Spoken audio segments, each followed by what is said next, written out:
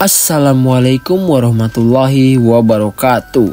Gimana kabarnya sobat semua? Semoga selalu diberi kesehatan baik jasmani maupun rohani oleh Allah Subhanahu wa taala. Di kisah kali ini kita mau melanjutkan kisah sebelumnya yang berjudul Daska.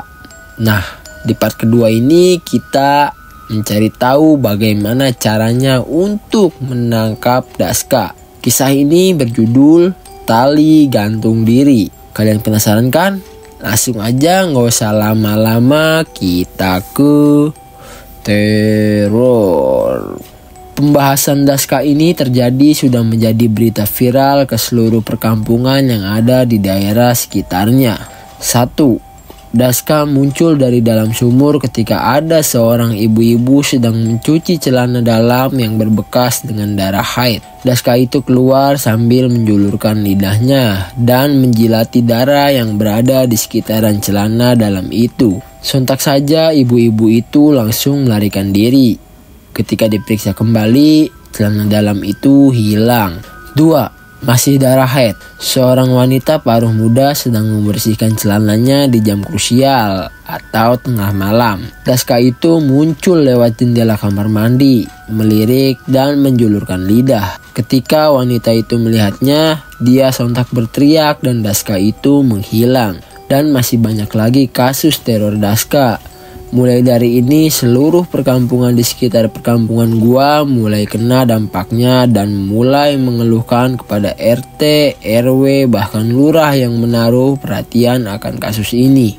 Jadi gini, dahulu orang-orang membuat ikatan sampul bulat lalu diletakkan di dekat rumah masing-masing. Jelas Pak RT. Apa fungsinya? Tanya warga lain. Bisa untuk menangkap dan membuatnya takut. Takut karena apa? Karena takut bila dia akan tertangkap, dia menghisap darah agar dirinya bisa abadi. Sebentar, Daska tuh jadi-jadian tah? Bisa jadi Pak, karena ada yang buat kepentingan sendiri. Jelas Pak RT. Berarti tinggal ditangkap aja Pak.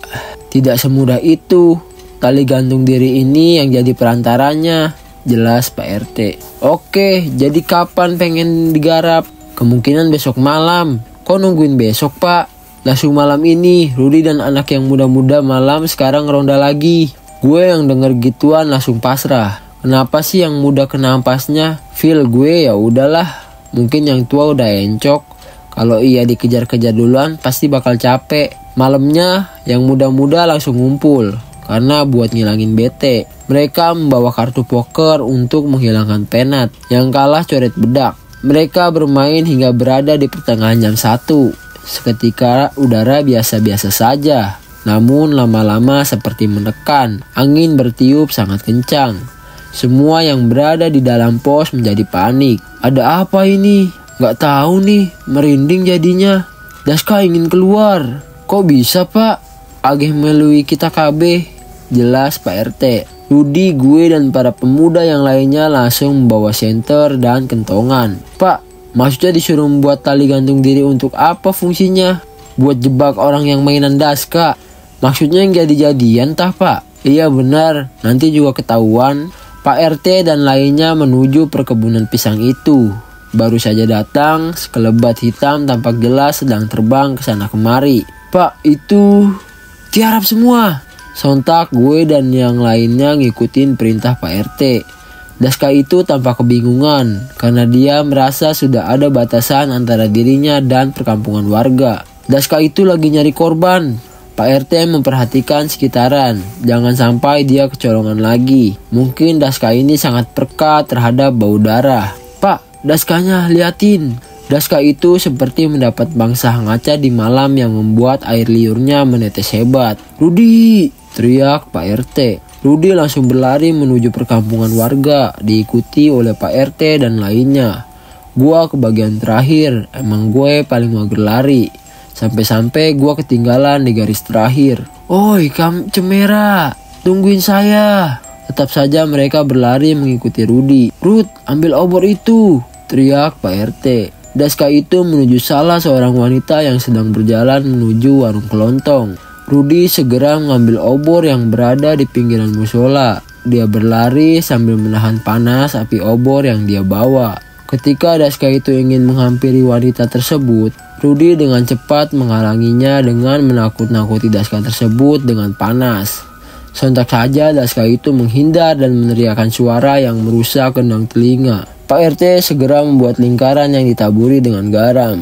Lalu duduk sila sembari membaca bacaan ayat Al-Quran. Daska itu kembali teriak.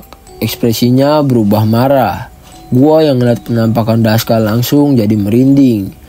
Wanita tadi langsung pingsan. Gua dan yang lainnya segera membantu Rudy. Rudy, jangan keluar dari lingkaran. Daska ini tidak mau ngalah. Siapa? Pengaruh bacaan Al-Quran yang dikumandangkan oleh Pak RT membuat Daska melarikan diri. Seketika ingin dikejar oleh Rudy, tapi Pak RT mengelak niatnya. Jangan Rud, sudah tidak usah. Gua yang lihat Daska sembari membawa daleman tubuh itu langsung berlari terbirit-birit di belakang Rudy.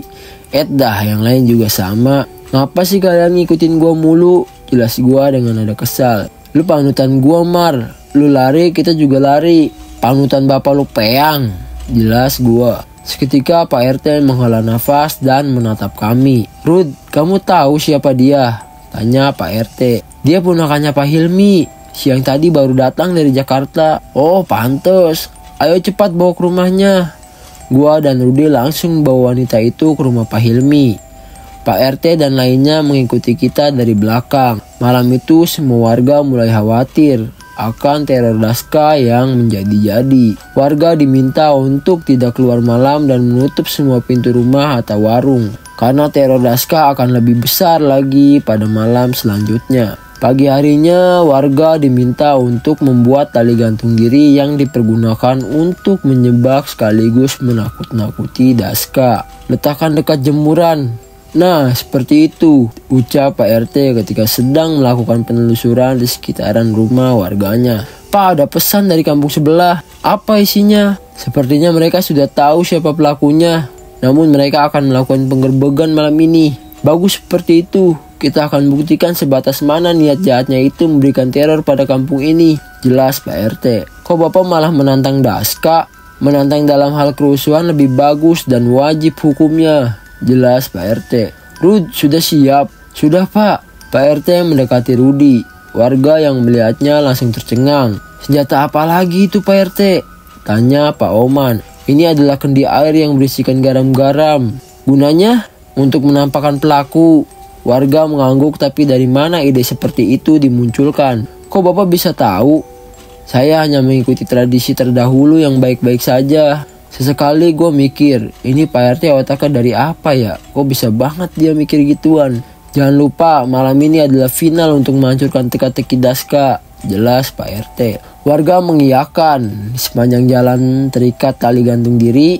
Warga mengiyakan. Di sepanjang jalan terikat tali gantung diri. Warga percaya Daska itu akan menyerang lagi pada malam ini. Oke, di sini banyak banget kejanggalan sebelum Daska itu keluar. Seperti air yang tiba-tiba mendingin tanpa sebab, ayam-ayam berkokok di siang hari, udara terasa sangat dingin padahal bukan musim penghujan. Halnya kejahatan yang mengintai, teror sudah dimulai. Azan maghrib berkumandang, warga diperintahkan untuk membaca ayat suci Al-Quran di masing-masing rumah mereka. Kentongan di dekat rumah juga disediakan. Pak RT sedang menemui tamu dari pihak kelurahan mengenai keadaan terkini desanya. Sesempat itu, Pak RT menamaikan suasana. Insya Allah sekarang finalnya, minta doanya aja Pak, tukas Pak RT. Jangan lupa ungkap pelakunya. Dengan senang hati, suasana mencekam mulai memasuki di jam 10 malam, di mana semua warga sudah menutup pintu. Sebagian mengintip suasana lewat jendela yang ditutupi hordeng, seperti desa yang mati. Aktivitas warga dihentikan. Rudy dan gua di rumah Pak RT sekalian membahas rencana untuk menangkap si Daska itu sendiri. Baik, jangan lupa air siramkan dengan kendi ini begitu tertangkap. Gua dan Rudy mengiyakan. Feel gue itu kendi banyak banget doa-doanya sehingga dijadikan keramat. But it's not real fact. Sebenarnya itu air untuk melemahkan saja. Sudah waktunya keluar. Yang benar jaga diri sendiri. Jelas Pak RT. Pak RT masih mengintip suasana lewat jendela rumah. Bayangin gak sih kalian? Di jam seperti itu kita kayak kura-kura dalam tempurung dijebak di sangkar burung. Benar-benar menyeramkan. Angin mulai bertiup kencang, suara anjing menggonggong mulai terdengar. Daska sudah keluar. Keluarnya barengan dengan angin yang sangat besar. Pepohonan yang semula diam kini menggoyang-goyangkan dahannya dengan mengerikan. Daska itu sedang mencari korban bak kelelawar dengan kemampuan ekolokasinya sehingga dapat mendeteksi mangsa dengan cepat. "Pak, firasat saya nggak enak," tanya gua. "Napa Iramar?" tanya Rudi. "Rud, dudu ening desa kian anak bayi nembe lahir ya?" tanya Rudi. Pak RT baru sadar dengan ucapan gua barusan. "Astagfirullah, beneran tah?"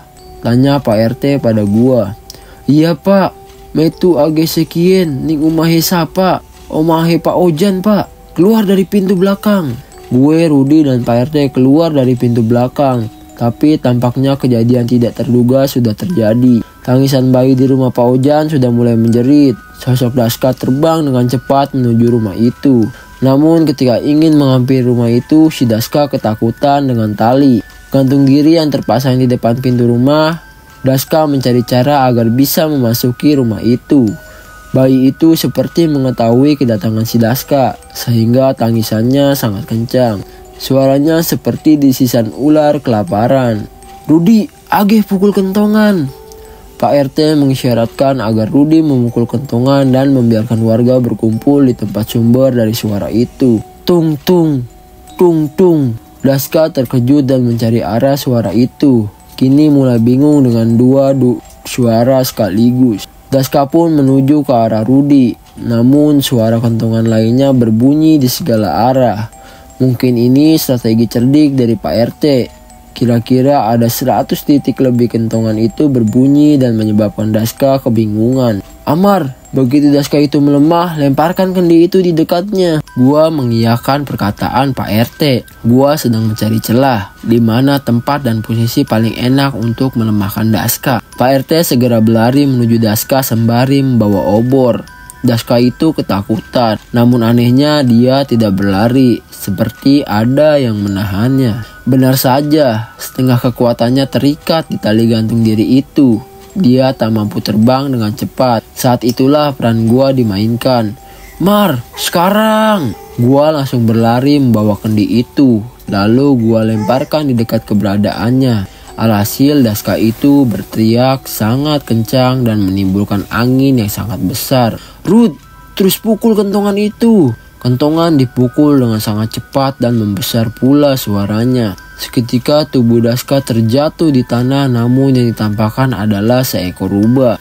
Dengan tubuh terkoyak dan mengenaskan, para warga langsung berlari dan mendekati sosok Daska yang berubah menjadi rubah itu. "Pak, kok bisa berubah jadi rubah?" tanya warga kepada RT. Pak RT langsung terdiam dan berlari menuju tempat arah Daska itu keluar, perkebunan pisang. "Rudi, Amar, melu kita." Pak RT berlari menuju perkebunan warga dan diikuti oleh warga lainnya. Ketika baru sampai, Pak RT melihat Daska yang asli sedang tersiksa dengan seluruh tubuh dipenuhi api. "La haula wala quwata illa billah." Warga mengikuti Pak RT. "La haula wala quwata illa billah." Pak RT segera menengadahkan tangannya ke atas. Saat itu juga hujan turun dengan lebat. Sosok Daska menghilang sembari kilatan petir menyambar di salah satu pohon pisang di sekitarnya. "Alhamdulillah," ungkap Pak RT. Keesokan harinya, pelaku tertangkap di desa sebelah. Pelaku ternyata seorang wanita tua yang menurut masyarakat memakai tumbal kecantikan diri agar tidak pernah tua. Syaratnya harus meminum darah wanita segar, bayi ataupun lainnya. Emang zaman dulu pengen cantik tanpa modal itu susah, harus pakai kayak gini segala. Sekarang mah dipermudah dengan adanya skincare yang berserakan di pasaran. Saran gua, kita jadi apa adanya. Apapun perbuatan yang menjatuhkan kita pada derajat diri kita, jangan pernah dilakukan. Ntar ruginya kena kita sendiri. Oke teman-teman, itu tadi kelanjutan part 2 dari kisah Daska, tapi dengan judul yang berbeda, yaitu tali gantung diri. Nah, si Daska itu tertangkap karena adanya mitos tentang tali gantung diri yang dipasang di depan rumah. Jadi kekuatan si Daska itu tarik sama si tali gantung diri itu. Jadi makin lama makin melemah dan terbangnya makin berkurang, energinya makin habis. Akhirnya kekuatan si Daska itu hilang. Dan ternyata Daska itu ternyata juga manusia yang ingin dirinya selalu terlihat cantik meskipun umurnya udah sangat tua. Jadi dia umur misalkan 60 tahun tapi mukanya masih kayak umur 20 atau 23 tahun gitu teman-teman. Tapi akhirnya yang jelas goibnya itu ya manusia-manusia juga. Jadi yang jelas ini manusia meminta persyaratan untuk menjadi cantik dengan cara menjadi makhluk goib yang bernama Daska, padahal itu sama aja manusia-manusia itu juga. Oke teman-teman, kisahnya seru, enak juga didengarnya, cuma agak susah dibacanya karena ada terjemahan terus bahasa dari sananya. Nah gue ngambil yang di bagian terjemahannya untuk bahasa Indonesia, kan kita semua rata-rata berbahasa Indonesia, jadi biar orang-orang pada ngerti gitu. Makanya gue bahasa Indonesiain, tapi untuk kisahnya mantep, menurut gue nilainya 9/10, the best. Oke teman-teman, buat kalian yang pengen rekomen gue mau ngisain cerita apa, komen aja di kolom komentar di bawah. Atau enggak kalau kalian ada cerita, komen aja di bawah, nanti gue kirim email. Oke, gue Panji Pandep. Buat kalian yang suka silahkan like, buat kalian yang gak suka silahkan dislike, dan buat kalian yang suka banget silahkan subscribe di bawah. Gue Panji Pandep, salam.